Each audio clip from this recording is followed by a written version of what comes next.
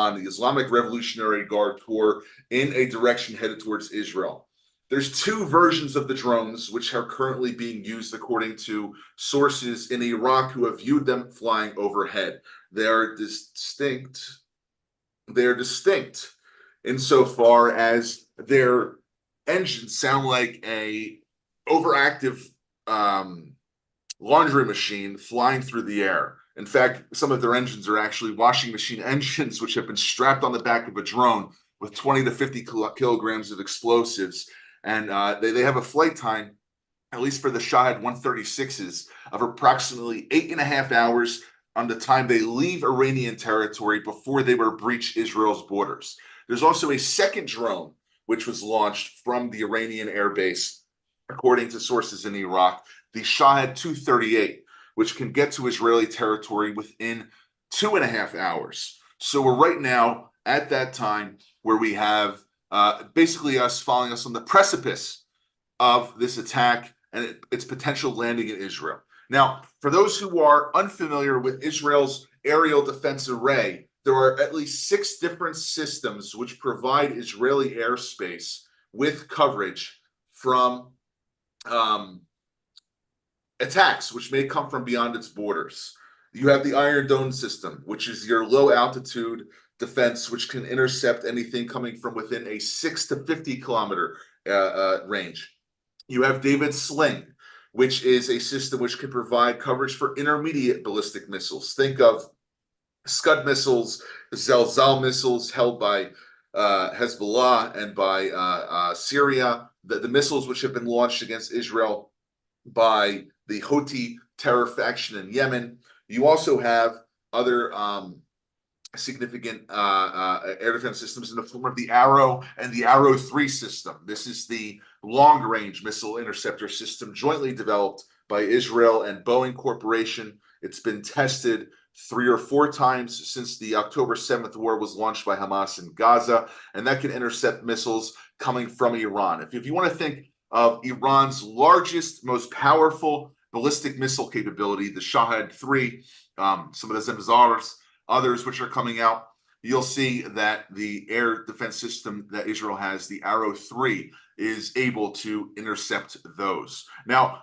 as the IDF spokesperson said, none of these missile defense systems can act as a hermetic shield against any incoming missiles. There's technological glitches that might take place. Some of the missiles on the Iranian side might have anti-missile defense countermeasures installed on them. They may be multiple re-entry vehicles. And I'm not talking about the Iranians launching a nuclear attack. What I mean by that, and if you see here, you have missile interceptors. This is right now on the Iranian side. We have missile interceptors, which are right now being fired from Israeli territory, taking out these drones. Right now, we don't have any reports of Iran launching long-range missiles against Israel, or any verifiable reports. But as we get into this and look a little bit further, we'll be able to see this. I'm going to turn this over really quick to Brett Goldman, who is going to give us an update on what's going on social media about all this. We're really trying to pool all of our various reporters, and they're trying to give us an idea of what's going on. Brett, can you tell us about the unverified reports on social media that might be coming in? Yeah, there's thanks, Greg. There's some reports that are coming in now that American and British and French fighter jets have intercepted drones and missiles coming in from Iran. We're continuing to see reports of that. Greg, can you come back to me for a moment? In a moment, please. Sure. So and another source which just came in from the IDF, this came across the IDF's Twitter, is that beyond the U.S., French, and Israeli interceptions of the alleged 500 drones which have been launched against Israel, about 20% have been taken down over Jordanian and Iraqi airspace. So from the initial wave of about 500 drones which were sent out, about 20% have been taken out. That still leaves us with this is more analysis than reporting on what's going on. We're not in the skies right now, watching the skies over Iraq. But beyond those static air defense capabilities, Israel also has a history of intercepting drones with F-35 aircraft, F-15 and F-16 fighter jets. In fact, it can actually jam some of these drones which are coming towards Israel with electronic warfare capabilities. So if we look at the full status of what's going on right now, we have to understand that Israel is now engaged in a defensive posture. One of the pieces of analysis which actually came out is that Iran's attack is designed not just in one initial stage of drones, but in stages of intensity where there will be an opening salvo of the Shahed 136s and Shahed 238s, and they will be followed up on by other attacks. We have reports of Hezbollah engaging in missile fire from Israel's north, in Shia proxies engaging in fire from Syrian territory.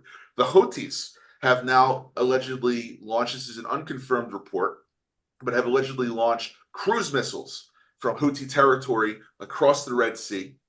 But many of those missiles in the past 5 months since the Houthis have been involved have been intercepted by American naval forces that are there with a large defense array, which comes there from the Arleigh Burke-class destroyer and also from the Aegis anti-missile defense interceptor system.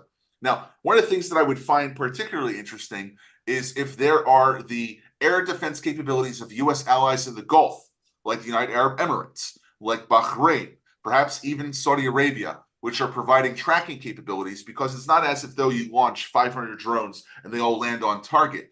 Many of these might actually land in Arab territory. And this is a question I think that we have to be prepared for in terms of being willing to answer and ready and seeing what's going on with this side. So we're going to Greg, speaking of Greg, Brett, speaking of I'm going to turn this over to you for a second. I need about a minute break to read an update in Hebrew. I'm going to try to provide us an answer in English. But Brett, why don't you go ahead?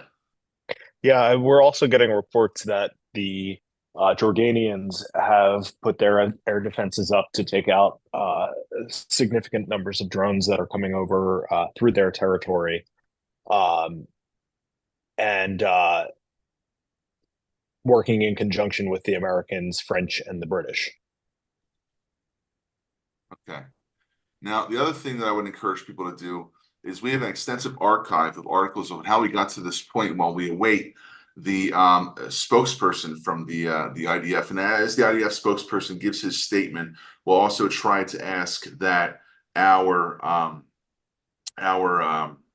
man on the ground in Israel, Alex Selsky, gives us an update. Here we go with the IDF spokesperson statement. I'm going to try to translate this for you live.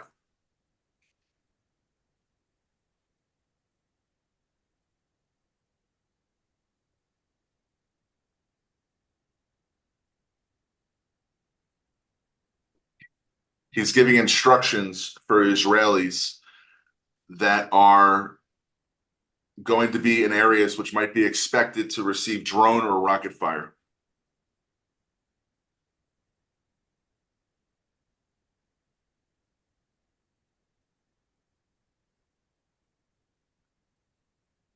He's saying that dozens of different aircraft from the Israeli Air Force are acting right now to shoot down incoming missiles and drones which are targeted on Israel. He warns Israelis to not pay attention to misinformation and any psychological warfare efforts which may be launched against Israelis right now coming from unverified sources.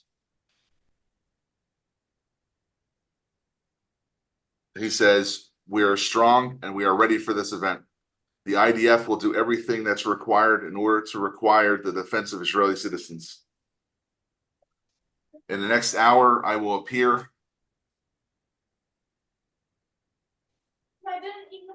Okay, now they're saying that Iran has launched Israel. We have confirmation from the IDF spokesperson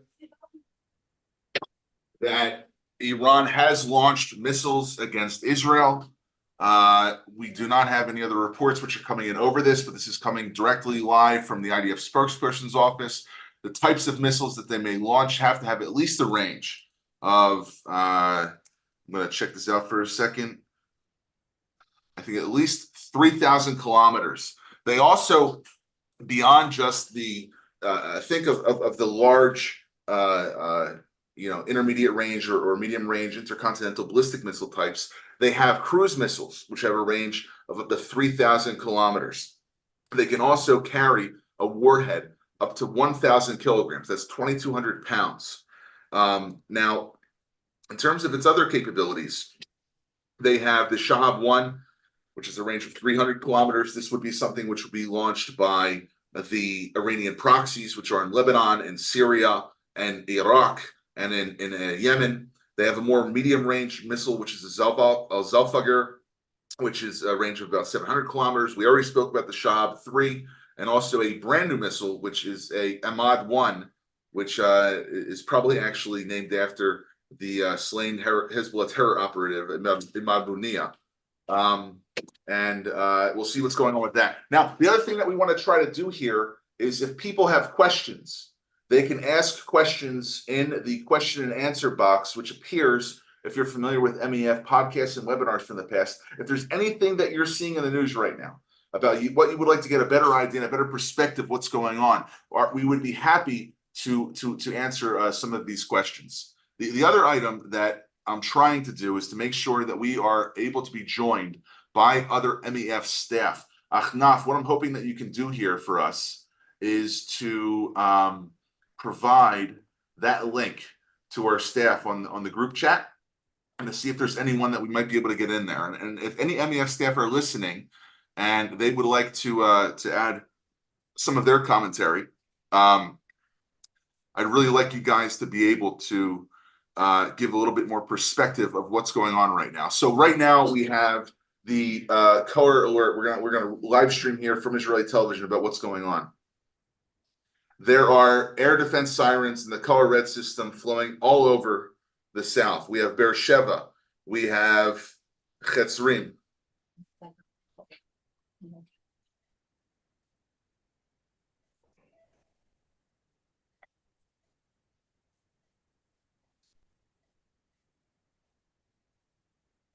What he's reporting is that there are extra atmospheric missiles which have been launched by the Iranians and now they are falling in Israeli territory.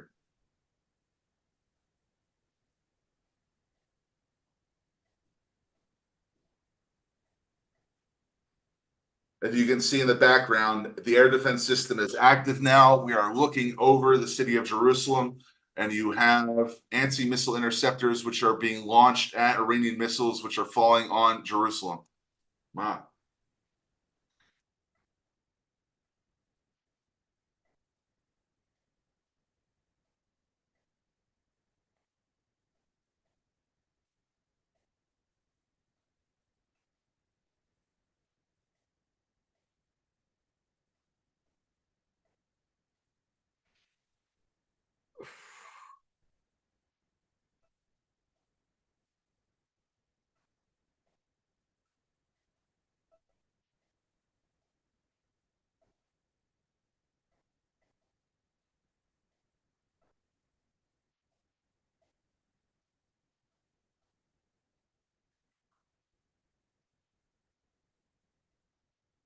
Hi, everybody. Welcome back. Sorry about that. I had to take a quick break.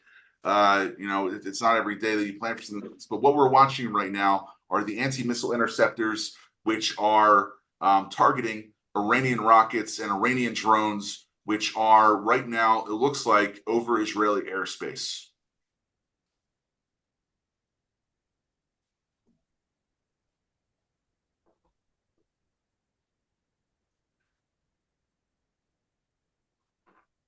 This is really happening.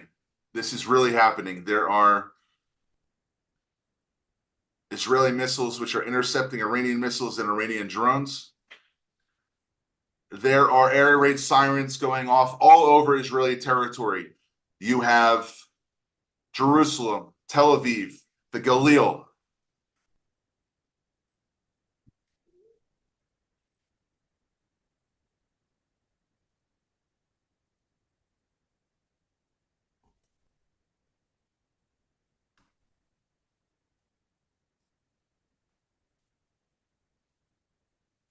So now we see the police officer asking everyone to step into this.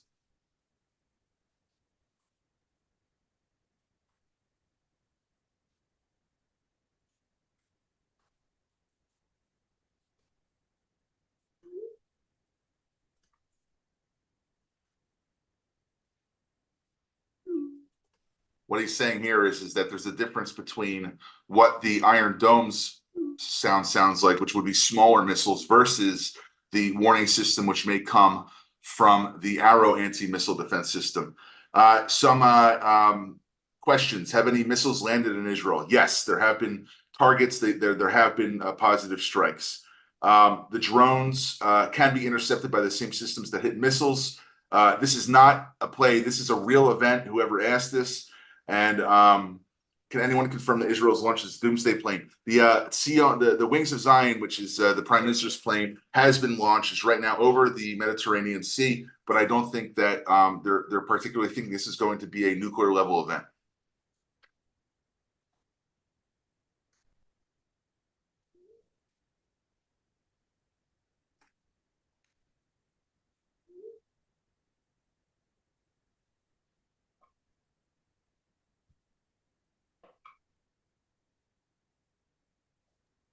Greg, we're getting some unconfirmed reports from the last within the last hour that Saudi Arabian and Jordanians have joined the U.S. and the U.K. in shooting down suicide drones and missiles. So we're now talking about a multi-regional air defense array, which is providing Israel with interceptor capability outside of Israel's borders when I guess any violation of Saudi or Jordanian airspace was probably met by Patriot PAC-3 missiles. If you see what's going on right here, you have multiple air defense interceptors. This missile coming down here on the left is another one which should be looked at. When you see those strikes in the middle of the air, when you see these, this is from the Hasharon region. This is outside of Tel Aviv. We're seeing two interceptors which are being launched at Iranian missiles. And when you see an impact in the middle of the sky, we might see this on this. That means it's a successful interception. But when we're seeing the missile fire come the other way, that is an Iranian missile, which is potentially landing on Israel. Some more questions. Have any landed by Dimona? We don't have any information on it. There's also no information on any casualties yet, but as soon as we get that, we will share that with you as the news breaks. Let's turn back to the Israeli feed. We're going to collect a little bit more information. We'll get back to you with some more English language updates in about 90 seconds.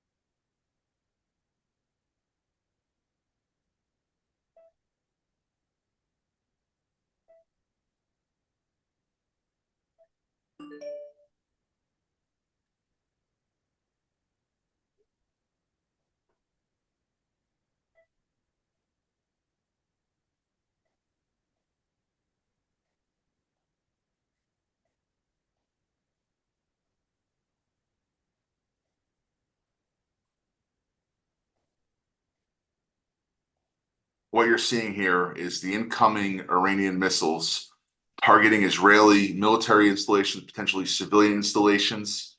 And we also have reports that there have been hundreds of interceptions, but we have not heard about any positive impacts by Iranian missiles on Israeli territory yet. We'll keep you updated.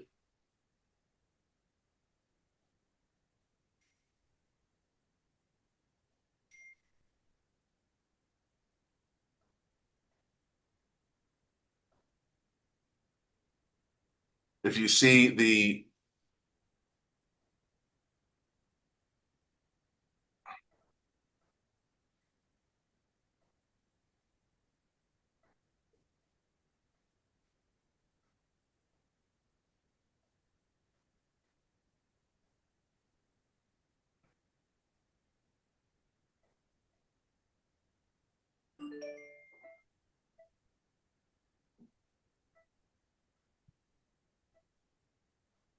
This is not just an attack which has taken place on Tel Aviv and Jerusalem, but there have been talk of interceptions which have taken place in Kiryat Gat, in Beersheba, in the Galil, in other areas that are also present. We also have reports coming in that there have been some successful interceptions which have taken place over Jordan, over Saudi Arabia, and now we're just waiting for a damages assessment which will come in. We'll be back with you shortly.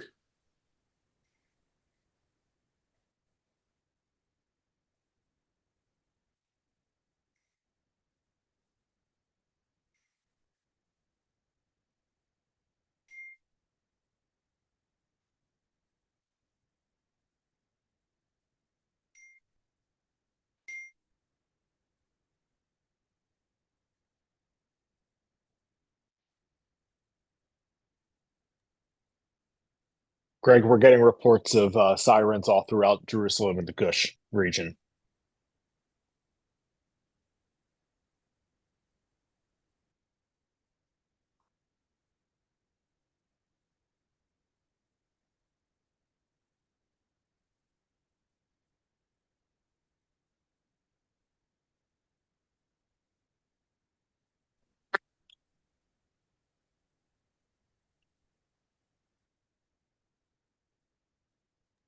Okay, we're going to be back with you now. Brett, give us some updates on what's coming on over the socials.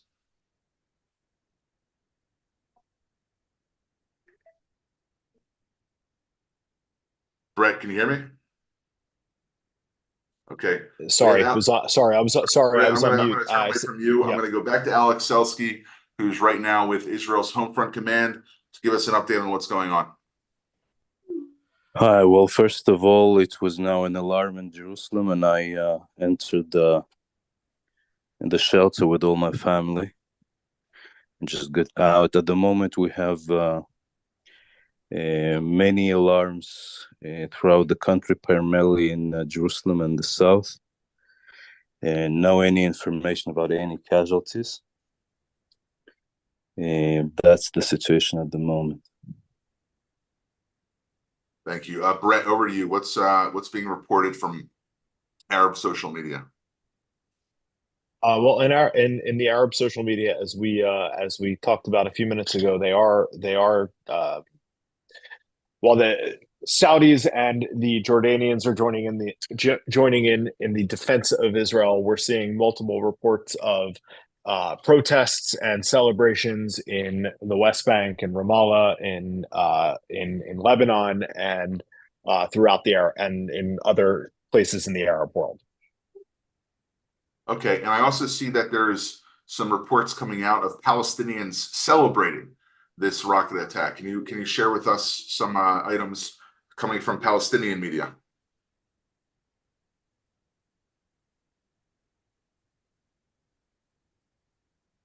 Yes, they're continuing to celebrate across the West Bank and throughout Gaza, and are the Twitter is abuzz with these folks celebrating the attack and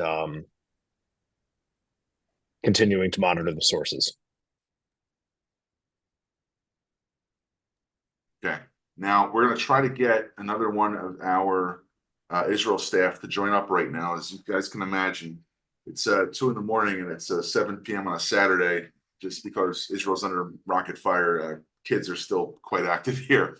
So just give us a real quick minute, and we'll get back to you. We'll revert back to the Israeli coverage. We'll be back on in about 2 minutes.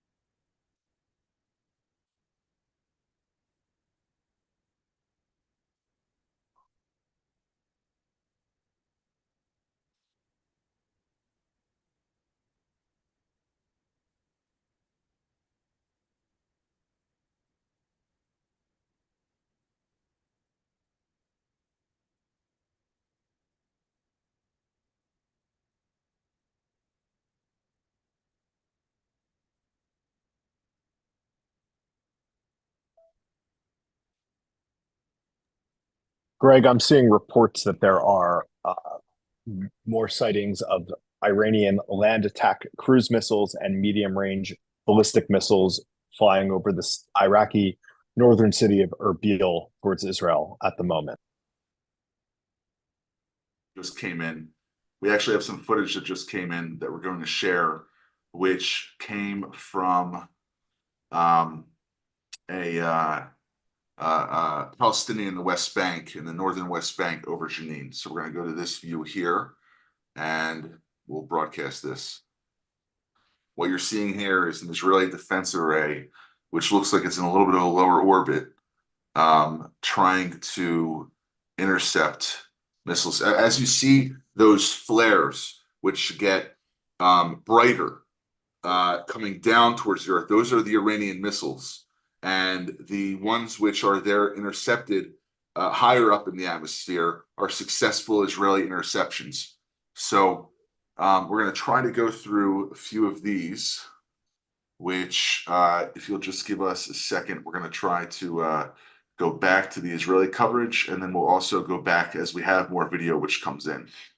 Again, apologies for the technical difficulties on this. It's our first time putting together some sort of live war room update like this, but we're going to try to bring you all the news as it comes in. Greg, I just can add that one interception was just in apparently somewhere in the skies of Jerusalem before the alarm of Jerusalem was heard. So there was an interception before any of the missile defense actually went off, is what you're saying. No, that was interception Over the somewhere skies in of Jerusalem. Right. I actually have that video here, which I will now share with everyone. This is over the skies of Jerusalem, the missiles being intercepted.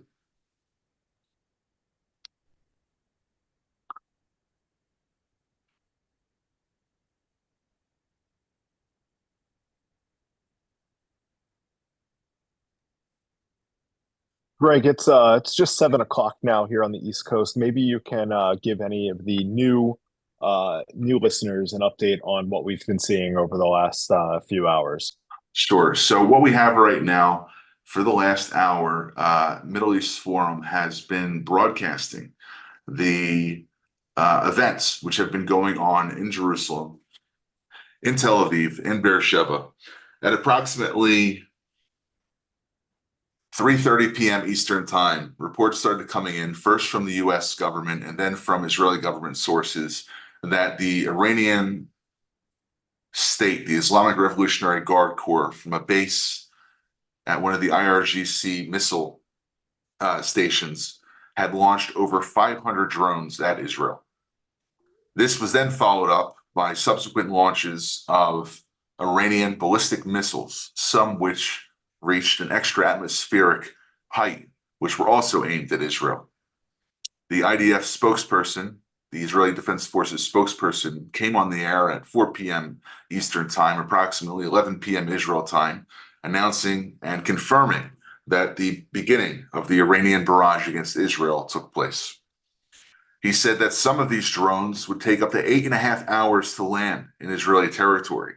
Some of their more advanced drones would take 2 hours. Missiles could take anywhere from 12 to 18 minutes, depending on when they were being launched.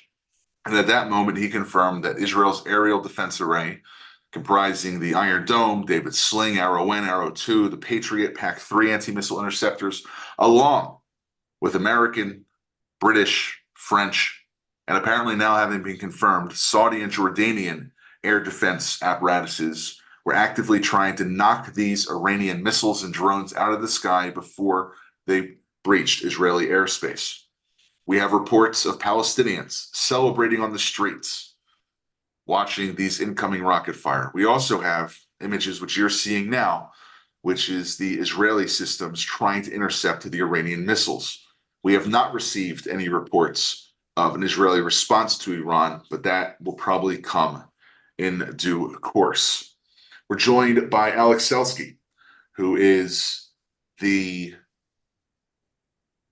Israel representative for the Middle East Forum, along with two of our other staff who we've not been able to reach. Doesn't mean that they're not safe, but just we haven't been able to reach them. It's now 2 a.m. in Israel. And Alex, perhaps you provide us a quick overview of what's going on the ground over there in Jerusalem. Yeah, sure. And as you mentioned before, I'm also now recruited to the Home Front Command. So it's the picture that I give is also the private, Jerusalemite with a family, but also on behalf of the Home Front Command of the Israel Defense Forces. So now what we know that it was dozens of alarms along Israel. Apparently those were missiles that were intercepted, that reached Israel and were not intercepted before they reached Israel, and were intercepted in Israel. And as I previously said, I just had an alarm in Jerusalem, took all my families to the shelter that I have in my apartment, as all the apartments in Israel, as you may know, that were built during the 30 last years have shelters within the apartments, and those who don't have, the Home Front Command has the instructions what to do and where to go if you hear an alarm. And in Israel, we have the whole developed structure of instructions how to behave and what to do if you don't have a shelter in your apartment. So at the moment, we don't have any casualties. Apparently, all those missiles were intercepted, but people are very, very stressed, definitely. And I think that the major feeling is this, instability and lack of information, because nobody understands if the missiles and the rockets will be intercepted before they reach Israeli skies. How much, if all those armies that you just mentioned will be able to stop, and also if it will be more fronts developed within Israel, if we'll see maybe more terror attempts within Israel from Judea and Samaria, maybe even in the north. I can also add, very, very sadly, that if you heard that a boy, a 40-year-old boy that was killed on Friday in Samaria by apparently terrorists that caught him waiting for him. This boy is a child of the teacher in the kindergarten of my girls. So this is a very multi-front event for me personally now, because this is also the Iran, and this is also this huge loss of this boy, of this wonderful kindergarten teacher that I understand that her life is broke at the moment. And all the parents of this kindergarten will now try to, aside all this Iran thing, also to help her to overcome her personal tragedy. So we understand that things may come also from this front of Judea and Samaria. And all this, instability and lack of understanding during this night. I think that every Israeli now is very, very stressed. Many people are in fear. I get many, many personal messages. As an officer of the Home Front Command, people ask, can you please give us some more information above this information that we get through the official channels? Do we have to now go to the underground parking lots, or to go and to stay in public shelters, or really, like, can we really trust that the Home Front Command will know exactly what to do at the last moment? People are very, very stressed. This is definitely the first time that we experience this kind of attack. I don't think that anything can be told at the moment about the Israeli reaction to this. We already see, by the way, messages from Iran saying that for them, this event is over. Well, it's very, very not clear for Israel this is over. And I think that majority of Israelis will now say, okay, if this has started, so maybe we go further. but it very depends on how we will experience this attack in the next hours or maybe next days. So everything is due to developments in the near future. Thank you, Alex. I want to turn your attention really quick to the skies over Amman, Jordan, where we have a video that just came in showing the reaction here over the skies of Jordan. What you're seeing is a missile being intercepted by the Jordanian aerial defense array. This is from an apartment outside of Amman.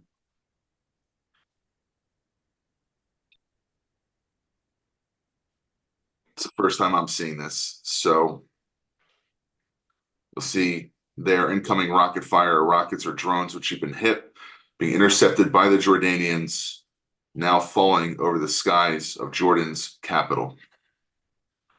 I'm going to turn this over really quick to Daniel Pipes, who joins us. If Daniel is available to offer some commentary, we all had different places where we were when this happened during the day. But Daniel, would you feel okay sharing your thoughts about what's happening right now? Well, I gotta say it's fun. Danny, we need you to turn up your volume just a little bit, if that's at all possible. Can you hear me? It's faint. Achnaf, is it just me, or is that Yes, he is coming in faint. I can't hear him well. I'll come back with you. Okay, Daniel will join us again. We're gonna turn back over to Israel's channel 12. I'm gonna take a 2-second break here. Achnaf, I'm giving you the helm, okay? And I'll be back in a few quick minutes. All right. I can put on the that's not Siri. Siri is not joining us on the broadcast today. We're gonna put back on the Israeli live feed, and we'll be back with you in a few minutes as soon as Daniel's able to get some audio issues fixed here. Great, I could do that.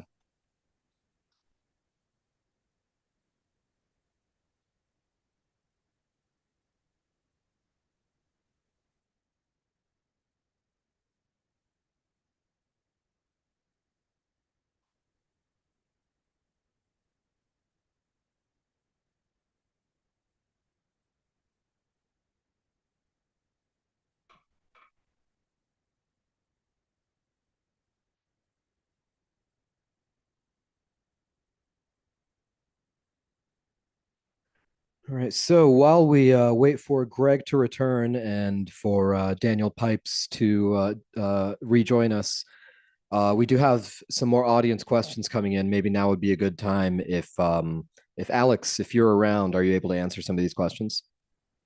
Yeah, sure. Okay. And actually, I should ask: are you able to see? Are you able to see the questions on your end there? I see the questions. Yes. Okay, great. Now, some of them we had asked a little bit earlier on the stream. I don't know if any new information has come up, but we have several questions asking about the casualties or the interceptions. We don't have any confirmed numbers on those yet, do we? No, at the moment there is no any information about casualties. From the information that I receive, and also I think that part of it you can see in the media, there is no direct hits of any of the missiles or the UAVs that were fired on Israel. Everything was intercepted either before or within Israel, and those alarms that we experience now are after interceptions. So apparently, again, at the moment, information at the moment that there are no hits and no casualties. Okay, now it sounds like it is the case that these missiles and rockets are raining down all over Israel. It doesn't seem to be centralized on any certain particular location, does it? Is there a discrepancy on maybe where the medium range ballistic missiles are landing versus where the drone attacks are happening? Well, we see that actually the alarms were in many places in the center, meaning Jerusalem and Rishon LeZion, Rehovot. Well, these are the central area cities, and some of the south, like Kiryat Malachi and more. But also in the north, I see that in Carmiel, which is very close to the border with Lebanon, were also alarms, and also in Eilat. So it looks like it's really spread. I think that we will see, later the analysis exactly to understand where the missiles were directed, and also to what objects they were fired, or they were just fired, just all over without any specific target, just to spread fear and uncertainty, and again, primarily fear.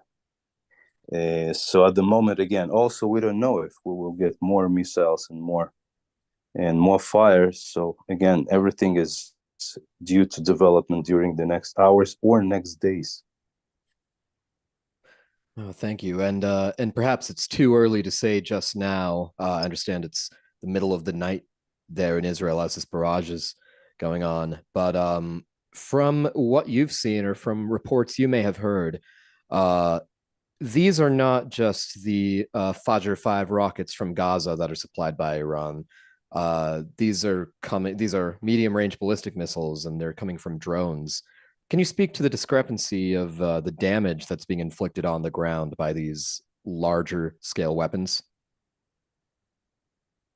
Well, first of all, concerning your first remark, we yet don't know. It happened just 10, 15 minutes ago, so we don't know exactly. By some of the information, the drones that were fired before had to reach Israel exactly at 2 a.m. So maybe part of this were drones, and maybe part of this were missiles, because missile can get Israel within between 10 and 20 minutes.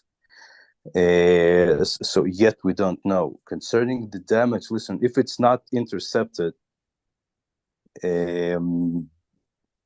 damage of missile can be, it can be, I don't know. Again, we don't know what exact missiles were fired and what exactly drones were fired, but the damage can be few apartments. So I don't have exact information at the moment what missiles were fired to tell you that what could have been happening if they were not intercepted, if this is something really heavy that could be, could have a damage of, I don't know, taking down a building. I don't think so. And again, it's not clear what was the purpose of this attack. If it was really, to let Israelis intercepted, or really were they aiming to hit, and then to hit what? Only infrastructure, only military, or maybe even some empty places? Were there precise missiles? So all this information will need to wait until the analysis. Of course. Well, thank you. Now, looks like Daniel Pipes is back on the line here. Can you test your microphone real quick, and let's see if we can hear you.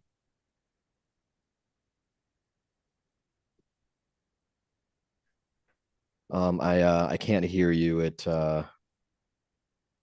There's no audio coming through on your end. We also have, we're waiting for Daniel to try to get in. I believe Jim Hansen is here as well. Jim is MEF, one of MEF's editors, and Jim has experience having served in U.S. Army Special Forces. Jim is also the author, along with Jonathan Spire and a few other MEF fellows, of a report on Iran's proxies. Jim, can you share with us your thoughts? I think this is an unprecedented attack. I mean, we've all known that Iran has been building towards an attempt to take down the Jewish state. And I think the thing people should realize when trying to judge this is we're not dealing with purely rational actors, and we need to detach ourselves from the Western mindset that says, why would Iran do something that is almost certainly going to cause a massive retaliation by Israel and probably other countries? And we need to realize they are part of a section of the Islamist faith called the 12th Imamers, who believe that they have to create an almost apocalyptic or Armageddon-like situation for the Mahdi to return. So they don't look at this as if lighting the entire Middle East and potentially getting large swaths of their country destroyed is a bad thing. That's actually part of the plan. And so I think as we try to figure out why they did this, that needs to be front and center in everyone's mind. And Jim, what would an Israeli response look like to something like this? You know, the big question is small or large. Israel has long been looking at Iran's nuclear program and the fact that both the Obama administration and now currently the Biden administration aren't really willing to deal with that as an existential threat to their existence. You know, if they don't already have nuclear weapons, and if they are now willing to make this type of a massive attempt to attack Israel, what's to stop them from going the next step? And I think we'll find out whether Israel decides to make a run at some of their nuclear facilities, or whether in an effort to try and keep this for at least the short term in a safer, more conventional situation, they go after, you know, the known launch facilities and some other pieces of military infrastructure. I think they will probably go small first because you can't de-escalate once you do that, but we'll see. We have a video from Grayson Levy. This is MEF's webmaster that he has just shared with us from the balcony of his apartment in Jerusalem. We'll play this now.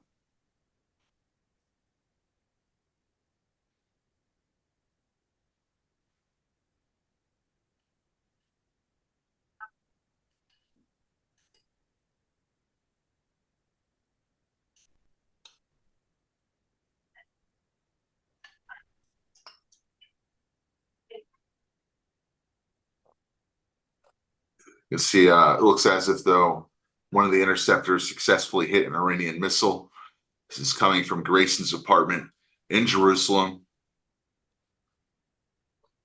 This is live firsthand footage from MEF webmaster Grayson Levy. Hey, Greg, He's sharing with us here. Yeah. Hey, Greg, we're still seeing the Israeli news feed here. Oh, wow. Okay. I really have to get my production and editorial game down first. Here you guys go. This is Grayson Levy. Can you see it now? Yep, it's coming through.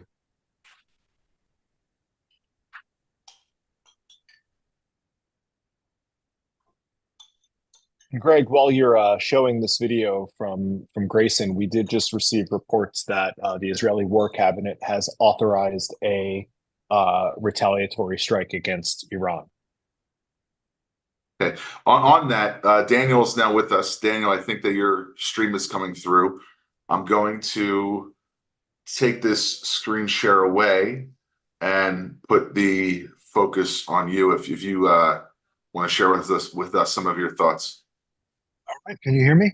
Yeah, 100%. Good. Well, if you put this in context, the Iranians for many decades were careful about aggressing against American or Israeli forces.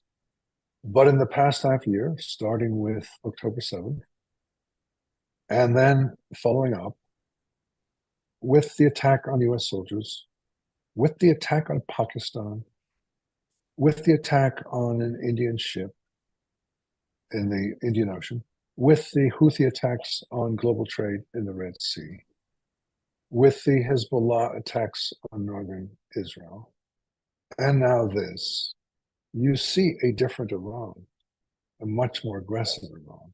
a much more risk-taking Iran. I don't know if this is still Khamenei, who's been in power since 1989 for 35 years, who's still in control, or whether he's fairly infirm at this point and others are effectively making decisions for him, or he's become more radicalized as he reaches the end of his tenure. But whatever the reason might be, it's a far more aggressive Iran and a far more risk-taking Iran, and an Iran that is perfectly, apparently, okay with a revived U.S.-Israel relationship. The tensions have been growing and growing over the past months, given the differences in Gaza. Those, for the moment at any rate, are pushed aside as there's firm U.S. backing and much broader backing for Israel. So Israel's now, The Economist had a cover story a couple weeks ago showing an Israeli flag forlornly flying with the caption of Israel alone. Well, Israel's not alone now, thanks to the Iranian aggression. This also opens the opportunity, as Jim just pointed out, for the Israelis to do damage in Iran, and that can be of two varieties. One is to attack the political leadership, and the other, of course, is to attack the Iranian nuclear infrastructure. How aggressive they'll be in turn, it's hard to say. I might note finally that it's a little peculiar that the Iranians are so exercised about the alleged Israeli hit on their embassy in Damascus. In the first place, it doesn't seem to have been an embassy, but rather a building near it. But even if it were, the Iranians have repeatedly attacked Israeli embassies and other diplomatic missions in Argentina, in India twice, in Azerbaijan, and beyond. So why do the Iranians think that they can get away with this decade after decade, and the Israelis will never do anything comparable? Daniel, could you maybe speak to the difference here? There was a question that came in from Dina Speckler about, is this the IRGC? Is this the Iranian military, which is functionally sometimes treated separate? Or is this an order that came from the Iranian government, from the supreme leader, and all the different arms of the Iranian defense apparatus are involved in this strike today? I can't tell you who exactly is setting off the drones and the missiles, but clearly this is a decision from the very top. What I'm questioning is whether the very top is all there, if it's Khamenei himself who is doing this, or has he become somewhat disengaged and others are taking these decisions in his stead? I don't know, but it is striking to see how different this is from what came before half a year ago. We're going to share video from Ashley Perry, who's right now in Efrat in Gush Etzion, and what he's seeing outside the entrance to his house.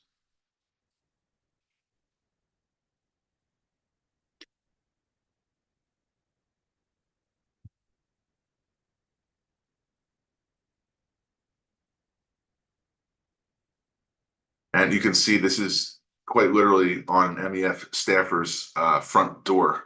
We'll go back to Daniel for a quick moment. Daniel, you have written for 20 years. I believe you had an article back in 2003 or 2004. It's Iran that should be the target of the U.S. government, not Iraq. Can you give a little bit of a history on Iran's malign behavior in the Middle East and how we got to this point today where there are Iranian missiles over Israeli skies?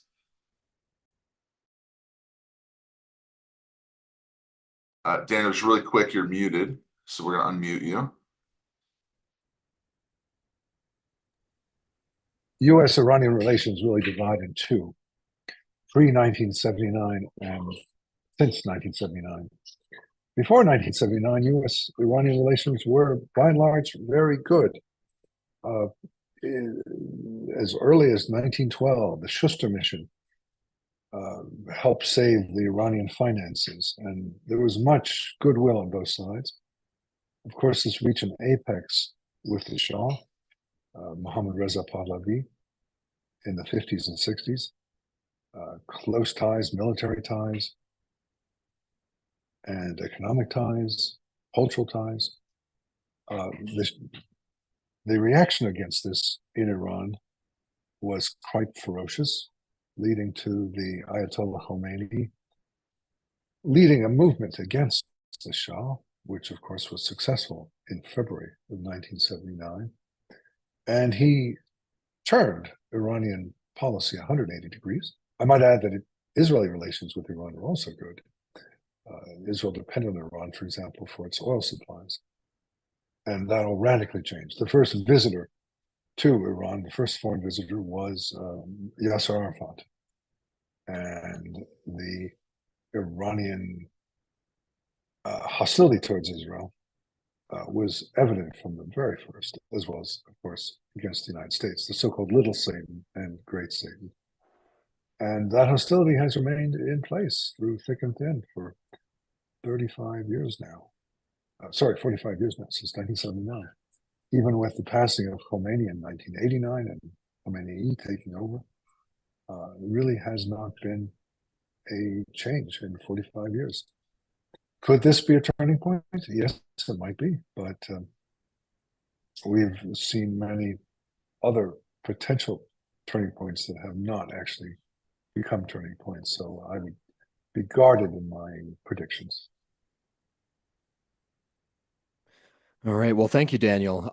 Greg has had to temporarily sign off. Yeah, we're actually, I'm back, Achnaf. What we're going to do here is we have been broadcasting now for about it's about a good close to hour and a half, I think, maybe an hour. But we are going to schedule an update for sort of a post-action assessment that I think will go on maybe later tonight, or perhaps even later, maybe early tomorrow morning. Actually, Achnaf, can we take a poll of people here? Because what we'll do is we will keep this live stream of the Israeli television so that people can at least watch if they understand Hebrew, and perhaps we'll get some updates from some of our staff. But we do hope to bring sort of a live update if at all possible, and also with some of our staff, we'll be able to share with our readers, our viewers, of what they can do to at least encourage Congress and the White House to act to support Israel on this. And I'm sure we'll have some rapid reaction pieces which will be published tonight or tomorrow morning. I'm already getting some phone calls right now that I have to respond from Washington, and I don't know if we're able to necessarily keep this up. But if we're so, Achnaf, this is what we're going to do. We're going to put the Israeli stream back on. We are going to see if we can get another one of our staff to continue hosting this. And if anyone has any comments or questions at all, there's not a way to get English language captions on the Hebrew language cast, at least not from this, Ernest. Sorry about that. We don't have that capability right now, but we will keep this live, and we'll be back with you in a minute or two to see if we have some staff who can step in. I actually just landed from Israel a few hours ago, so I have some things that have to get wrapped up here as well, but we will offer another opportunity to stay updated on what's going on either later tonight or early tomorrow morning, maybe around 8 or 9 a.m. Eastern. So we're going to put this back on. We'll be back with you in a few minutes, telling you our organization's plans, and then hopefully you'll be able to rejoin us the next time we broadcast, or continue watching and joining us as these events unfold.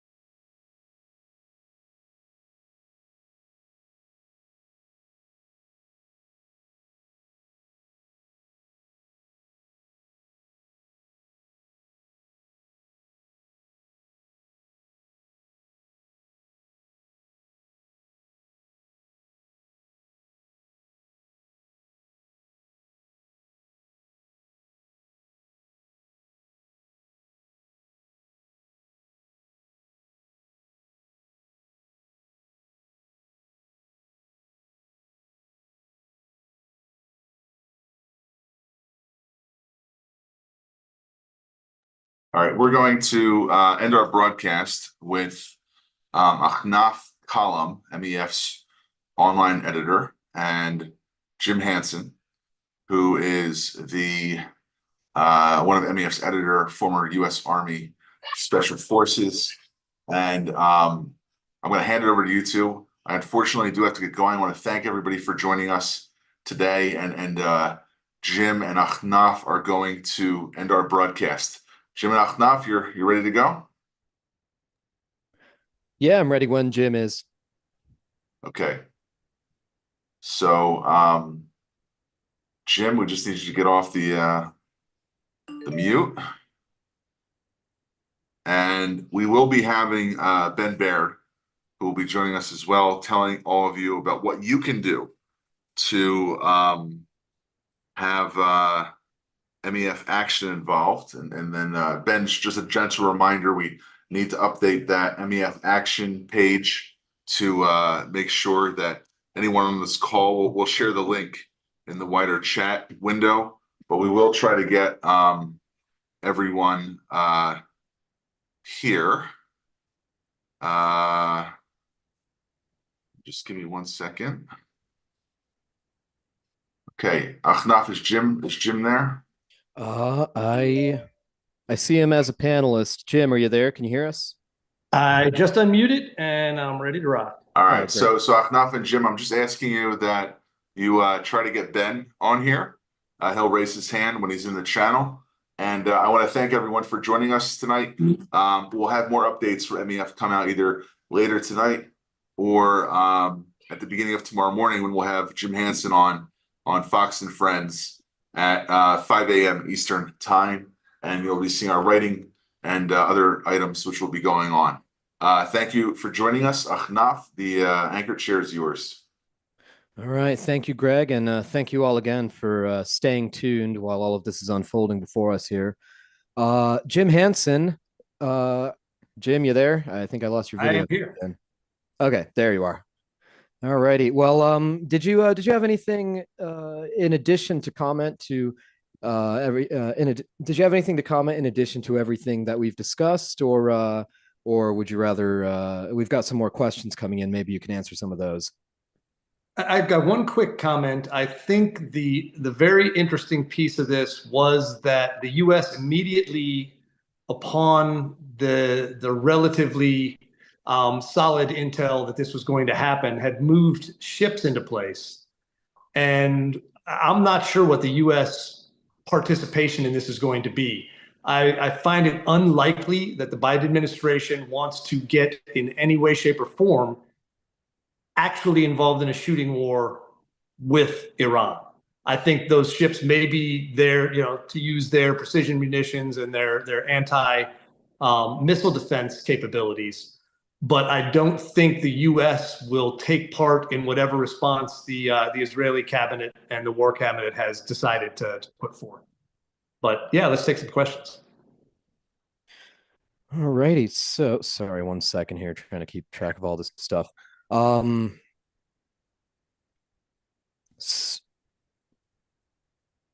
we have a lot of questions that I didn't see a moment ago, and I'm trying to scroll through them here.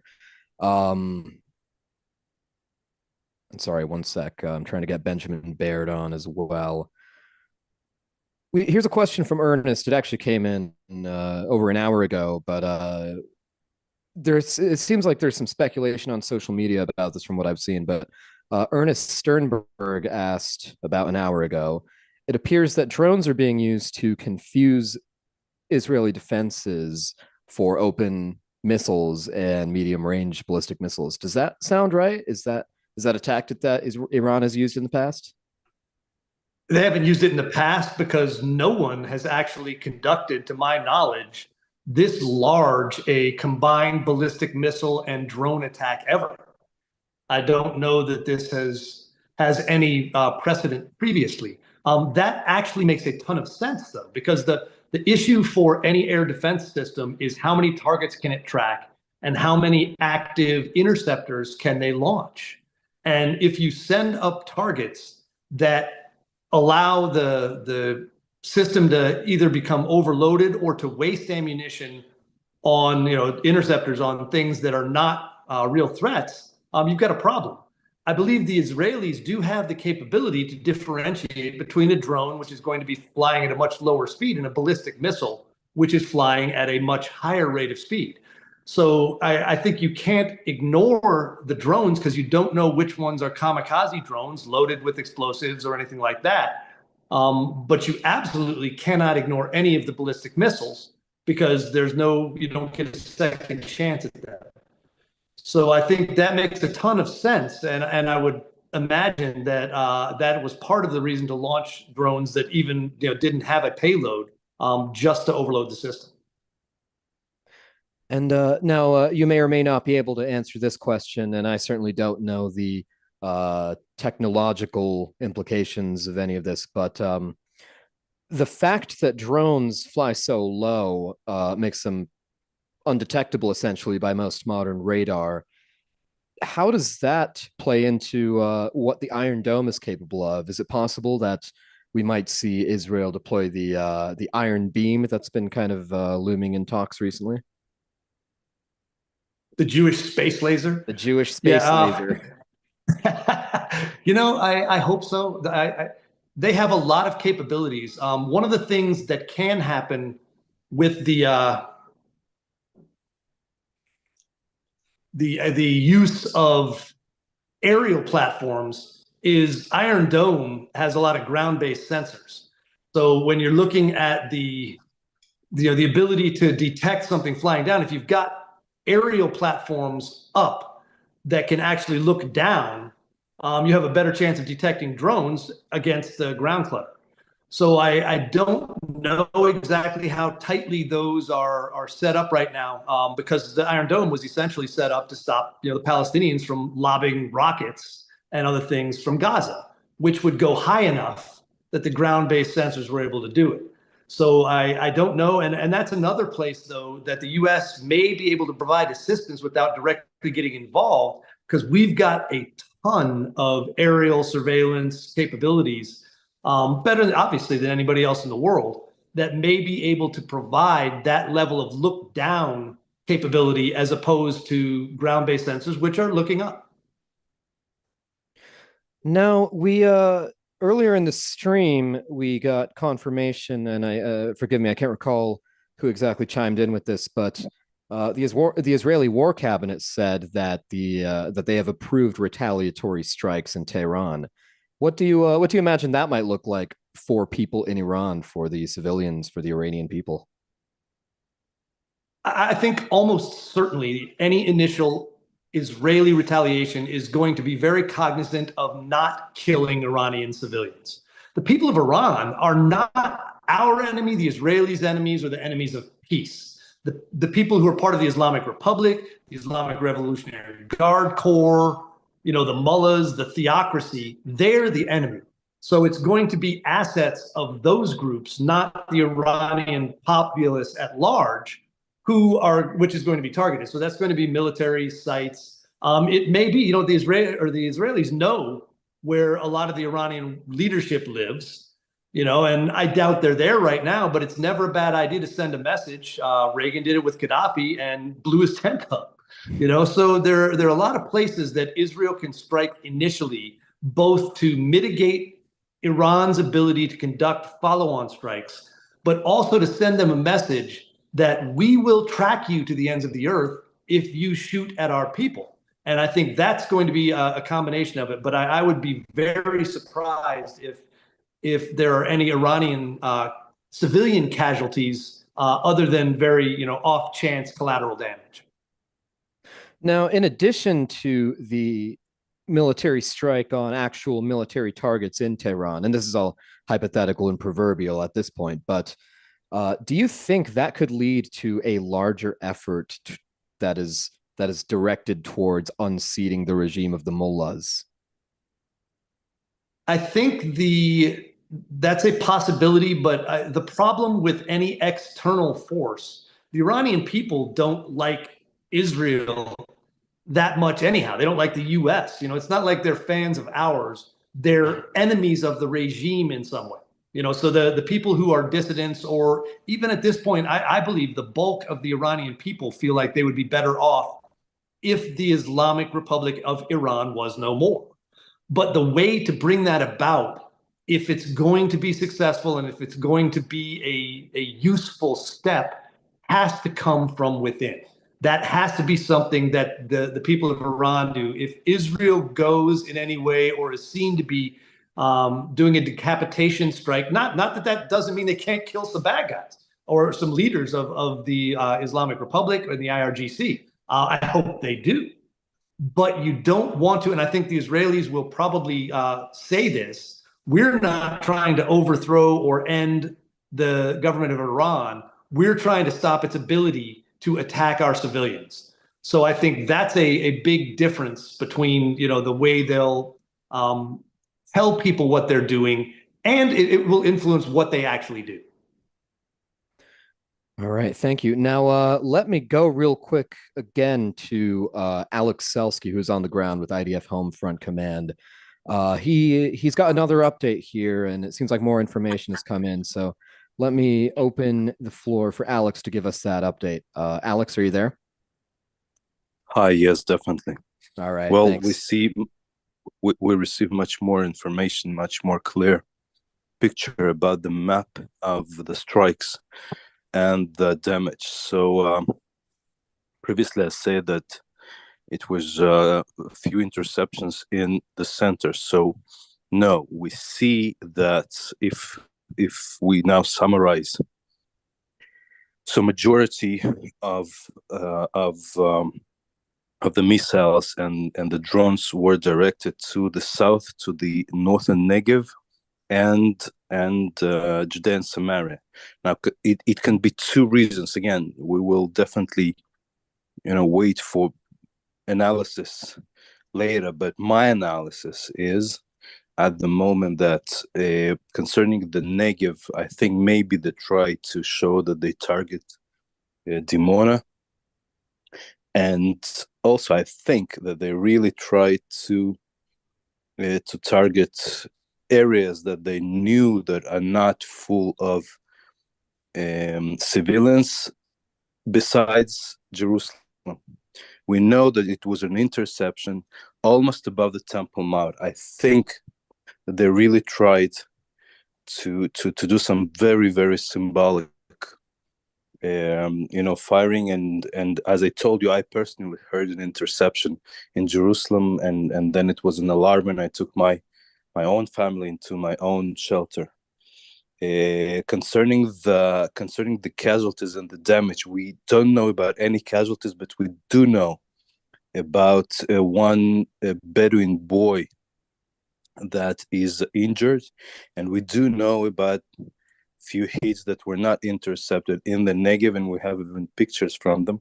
And we have one direct hit not intercepted in the Arab city, one of the biggest cities, Arab cities in Israel, al-Fahim, which is on the border with northern Samaria toward the north, toward Haifa. So this is the situation at the moment. No real casualties. 99%, as we received information, of the rockets and the missiles and the drones were intercepted. Only some of them, as I told you, that hit in the Negev and in al-Fahim, and that's the situation. And as you already discussed, we hear that Israeli government openly speaks about retaliation and reaction that will be strong. So again, we must watch. All right. Well, thank you, Alex, for that update. It still seems like it's very early on, and it still seems like information is scarce and still just trickling in. Have you received any intelligence or any update suggesting what kind of munitions are being launched into Israel? No, we don't have yet this analysis. We do know that we had missiles and we had drones, and we have apparently ballistic rockets as well. but what was intercepted either before they reached the Israeli skies and what was intercepted within the Israeli skies, I can see, from, just easily just can see by, just from the pictures, from the videos, like in Jerusalem, that these are apparently drones.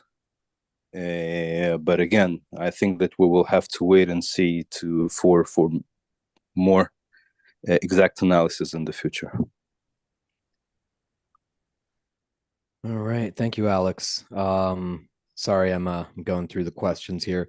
In just a moment, we're trying to get Benjamin Baird, the director of MEF Action, the Middle East Forum's advocacy and activism project, on the line here, and he's got a MEF Action campaign that he would like to discuss here. I'm looking through more of these questions here, and I'm sorry, there's quite a lot of them. Give me just a moment here.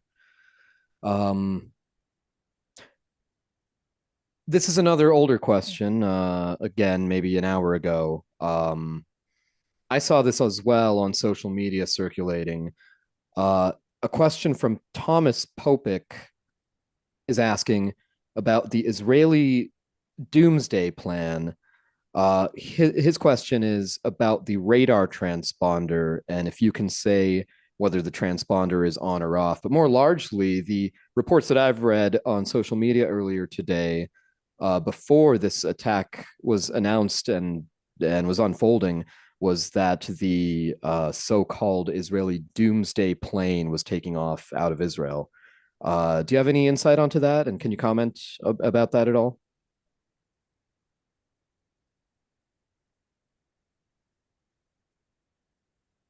Was that for Alex or for me? That was for Alex, but if it looks like we might have temporarily lost Alex. So No, I'm here. Just if you can repeat the question, because I didn't think that it's for me. Oh yeah, my apologies. So we have some questions pertaining to the so-called Israeli doomsday plane. Earlier reports from social media that I saw suggested that it is taken off before this attack has gone off. But the question from Thomas Popik is asking if you can say or comment whether this radar transponder is on or off, and would you maybe know about like where it's about its whereabouts? I'm sorry, but this information I cannot provide. Yeah, understood. Now, Jim, you are you back on the line? I am. Okay, great. Thank you, Alex, for that update there. We're still trying to get Benjamin Baird on the line here. Now, Jim, if I can go back to some commentary on Iran while we get Benjamin on the line. We had an earlier article at the Middle East Forum on the Observer blog by Sheikh Hatiri, and the title of the article is "No, the Islamic Republic Will Not Moderate." Basically, the argument here by the author is that even if in the event we're able to, so to speak, cut the head off the snake and the Ayatollah's regime is unseated, that essentially Iran is going to go back to the military commanders, and the regime officials will basically just bring it right back to the hardline ideological 12er doctrine and essentially hijack the revolution once again. Do you think that Iran will be able to moderate in such a case? That is obviously the $64,000 question. I think there is no reason not to encourage the Iranian people to find out. And I think that's really the role that the rest of us should take. We should say, very clearly, and I think all freedom-loving countries and people and organizations around the world should say, if this is not the final straw, for the Islamic Republic, I don't know what is. So if we're going to go ahead and create at least a capability for the rest of the world to say, please give it your best shot. This is not a US-led or Israeli-led or anybody else-led attempt to overthrow the government of Iran.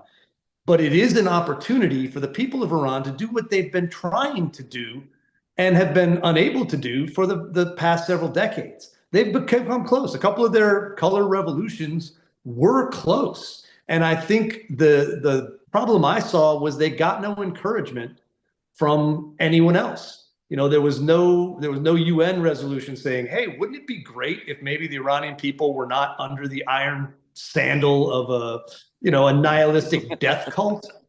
So I think now it's time for anybody who is of the mind that having Iran getting closer to nukes or having nukes, being willing to set the entire region on fire, and doing all of these things has made itself unwelcome in the community of nations.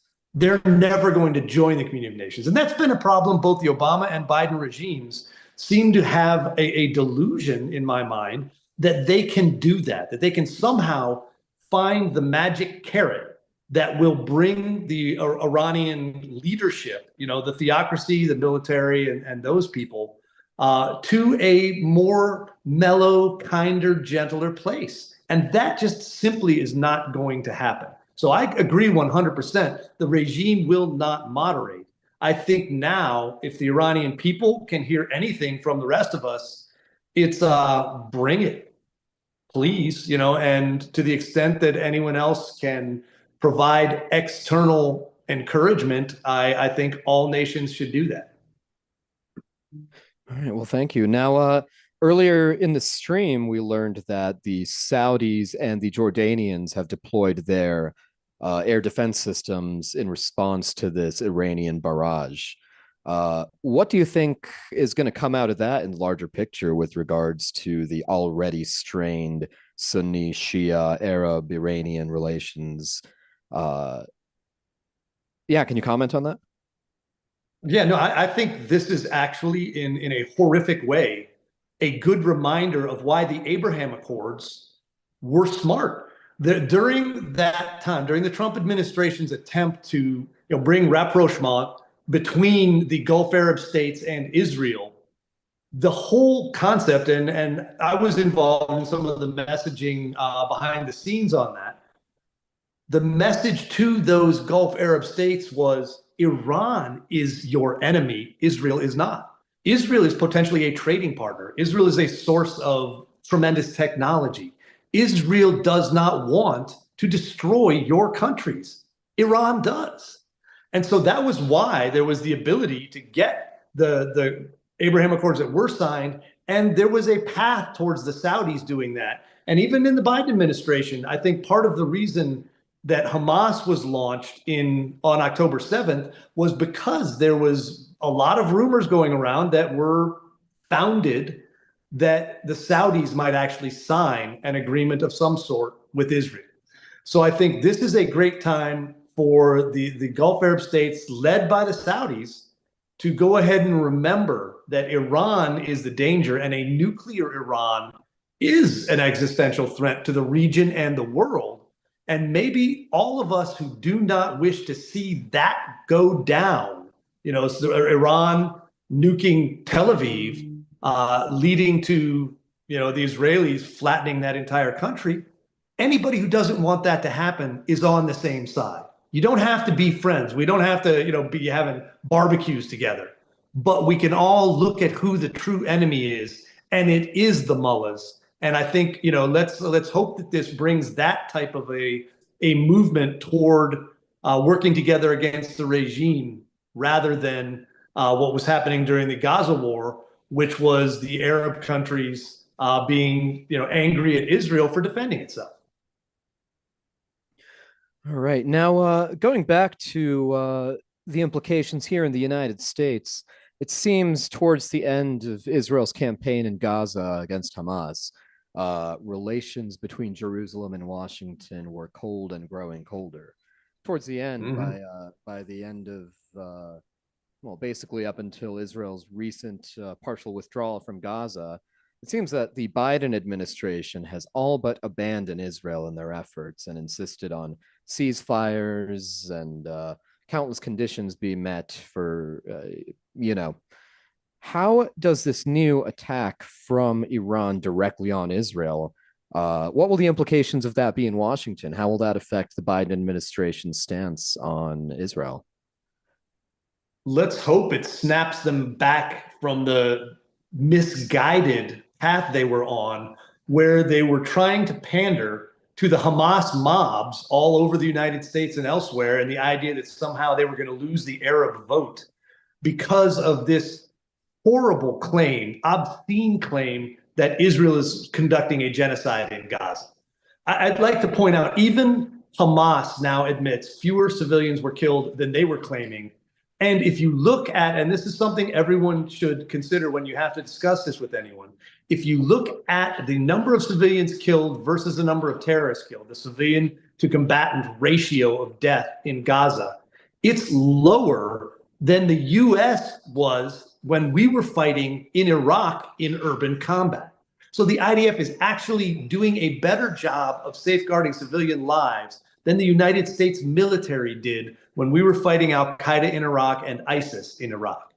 I want that to be something people can take away as they talk about this. And now I think we can put that to rest, hopefully, and go ahead and focus on the fact that this was Iran all along. The report that Jonathan Spire and I co-authored, which basically contemplated the world without the Islamic Republic, showed how Iran was behind Hamas's attack on October 7th, Hezbollah's attacks, the Houthis' attacks in the Red Sea and shutting down trade, and attacks by militias in Iraq and Syria, including the ones that killed Americans, and including the 30-some Americans who were killed October 7th. All of those were orchestrated, paid for, funded, and are blood on the hands of the Islamic Republic, the IRGC, the Iranian theocracy. Now it's time for the Biden administration and the rest of the free world to be actually cognizant of who started all of this. And the end state should be a call for a world where we no longer tolerate the mullahs try to trade with them, give them satchels of cash and plane loads of cash like the Biden administration has done. That all needs to end. They need to be pariahs, and the rest of the world should unite against them. All right. Well, thank you, Jim. It looks like we have Benjamin Baird on the line. Benjamin Baird is the director of Middle East Forum Action, our activism and advocacy project, and he would like to join us here to talk about the MEF action campaign that he will be launching here shortly. Benjamin, are you there? Hi, I'm here. Can you hear me? Yep, we can hear you. We can see you. And the floor is yours. Sure. So MEF Action, of course, is the Middle East Forum's advocacy project. It's where we build public support for MEF's policy recommendations and initiatives. For those who are unfamiliar, you can take part in this process by joining our MEF Action Center. Oh, looks like we just lost Benjamin there. Give me one moment here. I'm going to try and get him back on the stream and let him continue his remarks.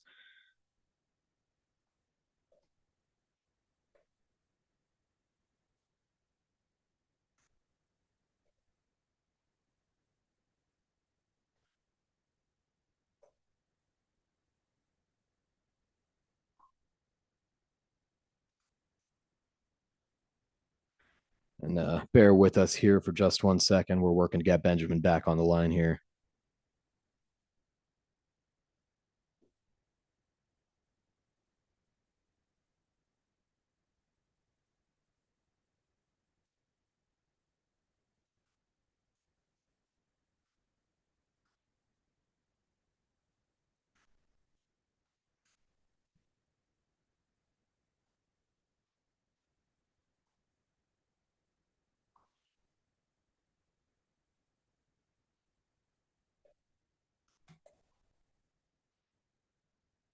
And, bear with us here, folks. Apologies again for the technical difficulties.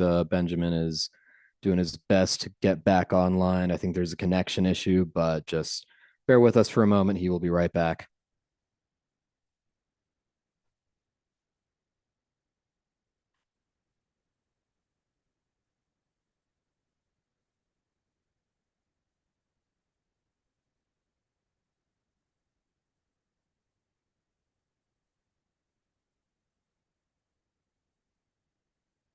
Hey, enough. I'm back. Hey, great. All right, we can see you and we can hear you. Please continue. The floor is yours once again. Great. Sorry about that. So MEF Action is a project of the Middle East Forum that launched in 2023. It is our advocacy grassroots organizing initiative, and it offers our supporters the opportunity to support and take part in the Middle East Forum's missions by directly advocating for our policy recommendations. To do this, all you need to do is visit the MEF Action Center, which can be found at meforum.org/action. Again, that's meforum.org/action. If you visit there now, you can click on the latest campaign, and you can send pre-written letters and tweets tagging your members of Congress and asking them to offer their full ironclad support for Israel during its time of need. You will send a letter to both your Congress member and your senator. This letter will ask for 4 things in particular. The first is to push the Biden administration, to ask Congress to push the Biden administration into withdrawing demands for an unconditional and unilateral ceasefire on behalf of Israel, and to support policies that encourage Israeli defense forces to finish the job and eliminate the last remnants of Hamas. There was a Times of Israel report a couple weeks ago where President Biden was seen basically telling Israel to accept a 6 to 8 week ceasefire unilaterally without the participation of Hamas, so that humanitarian aid can make its way into the country, which of course would be very destructive for Israel and would give Hamas even more time to embed themselves, to return to areas that IDF have already cleared. So that's the first part. While Israel is at war with Hamas, they are vulnerable to attacks from Iran and from its proxies. So they need to finish the job in the south before they can focus on the north and the east.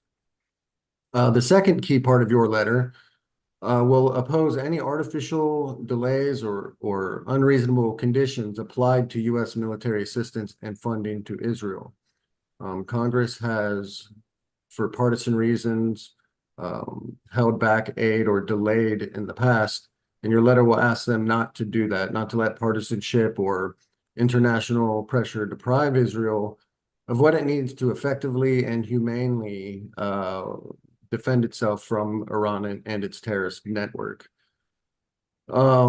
This is really a rallying point for those who have been on the fence with Israel. As we've seen, international support has soured since October 7th, at least among some countries and some political corners. And hopefully the Iran attack can show that these threats truly are existential for Israel. 3, you will call on the Department of State and Treasury to designate the Islamic Revolutionary Guards Corps proxies in Iraq and Syria as foreign terrorist organizations. This is an initiative that the Middle East Forum has supported for a long time. We've lobbied and advocated for it with members of Congress. There was recently a letter by Senator Tom Cotton that pointed out 5 or 6 specific Shia militias that are aligned with the IRGC, which have escaped being designated as terrorist organizations. There's no good reason for this. We need to designate these groups and support a full military response to eliminate these armed proxies around the world wherever they exist. 4, and one of the most important components of your letter to Congress, you ask your Congress member to co-sponsor and pass existing legislation to implement strict and comprehensive sanctions aimed at suffocating Iran's regime and neutralizing its proxies. There are several bills, depending on whether your senator or House member is reading them, that you ask them specifically to support. These bills will essentially codify the maximum pressure containment strategy into law. That is the Maximum Pressure Act. It has a robust series of sanctions all around to cripple the Iran regime. There's another bill that will stop the IRGC from evading sanctions. Another bill opposes the International Monetary Fund from assisting Iran.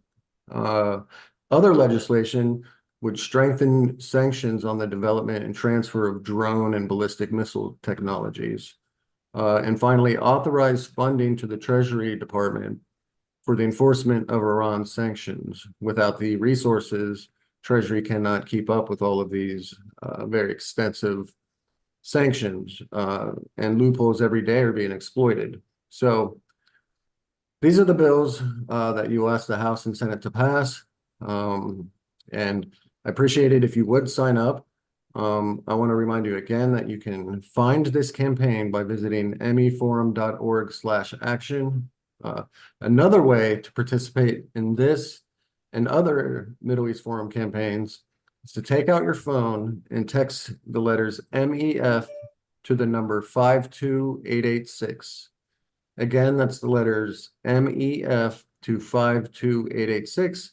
If you do this, you will be signed up for text and email alerts anytime we have a campaign similar to this one or a new campaign.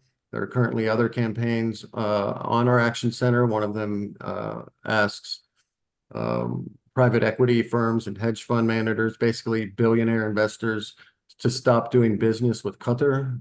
And there's another one that we introduced in the days after October 7th that points to specific legislation to defeat Hamas. So I want to thank everyone in advance for taking action and supporting Israel and American interests in the Middle East. You can always email me at action@meforum.org if you have any questions. Thank you very much. All right. Well, thank you very much, Benjamin. And for all of you viewers, I have dropped the link for this MEF action campaign in the chat on the Zoom window here. Now, we've been on the stream for about 2 hours now. We will be ending the stream here, but for all of our viewers and listeners, please keep an eye out on your email inboxes if you are subscribed to the MEF mailing lists. Keep an eye out on our social media pages for updates. We will stay on top of this issue and we will keep you updated with all the latest. We will provide analysis, commentary, and updates as they unfold. Follow us on social media. If you don't, our handle on Twitter is @MEForum. It's the same on Instagram. It's the same on Threads. We will have further updates for you over the weekend and at the beginning of next week. But until then, we will be signing off. And we thank you all again for joining us for this very important update. We hope you all can enjoy the rest of your weekend. For our colleagues and our friends in Israel, please stay safe. We are all thinking about you. And we wish you all a wonderful day. Thank you.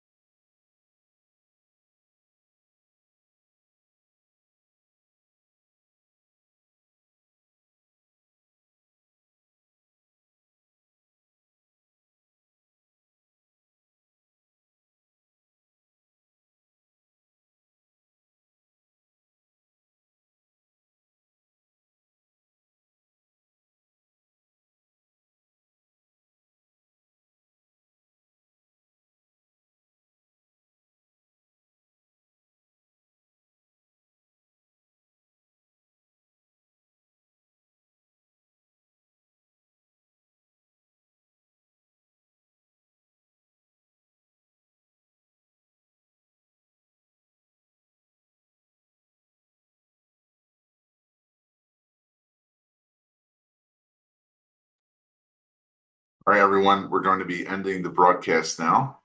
Thank you all for joining us today, and we'll send out more information as it happens on the MEF social media channels, Twitter, Facebook, YouTube, elsewhere. And we'll also provide emails over our mailing list and at meforum.org. Thank you all for joining us, and see if there's any questions here about what's going on. Nothing that I could probably answer at this second. All